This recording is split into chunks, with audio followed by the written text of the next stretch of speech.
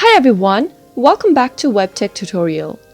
I'll be showing you how to deactivate Instagram account in today's video. If you are watching us for the first time, subscribe to our channel by hitting the subscribe button. Press the bell icon so that YouTube will notify you whenever we post a new video. If you want to deactivate your Instagram account, then go to your web browser and go to Deactivate Instagram and search. Tap on Delete your account Instagram Help Center, the very first option you see. And to temporarily disable or deactivate your Instagram account, tap on How do I temporarily disable my Instagram account? And after you see the expanded menu, it will basically show you the procedure on how to do it in a computer, how to do it in a mobile browser.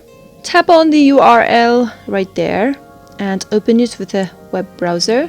Log into your Instagram account. Tap on your profile picture located at the bottom right.